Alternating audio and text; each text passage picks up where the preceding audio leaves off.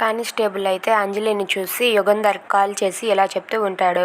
Sir, మీరు ఎప్పటి నుండో వెతుకుతున్న అంజలి దొరికింది సార్ అని చెప్పి అంటాడు. ఆ మాటలకు యుగంధర్ అయితే, ఏంటి దొరికిందా, ఎక్కడ ఉంది ఇప్పుడు అని చెప్పి యుగంధర్ అడిగితే, మీరు కాపలాగా పెట్టుకున్న అరుణ్ వాళ్ళ ఇంట్లోనే ఉంది సార్ అని చెప్పి అంటాడు. ఆ మాటలకు యుగంధర్ అయితే పరిగెత్తుకుంటూ అరుణ్ వాళ్ళ ఇంటికి వెళ్తాడు. ఇంతలో అంజలి వాళ్ళ అమ్మ నాన్నలతో ఇలా మాట్లాడుతూ ఉంటుంది. అమ్మ, నేను బంటిని నెతికి పెడతాను.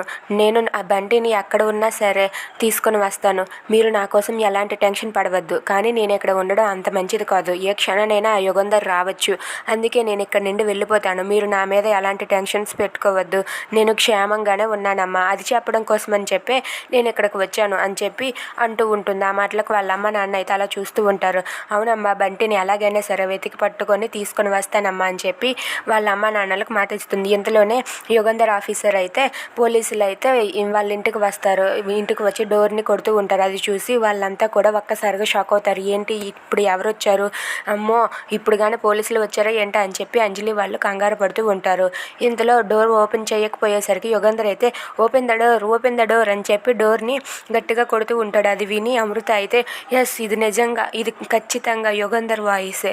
యుగంధర్ వచ్చేసాడమ్మా, ఇప్పుడు నువ్వేం చేస్తావని చెప్పి వాళ్ళైతే కంగారు పడుతూ ఉంటాడు. ఇక అంజలి కూడా కంగారు పడుతూ ఉంటుంది.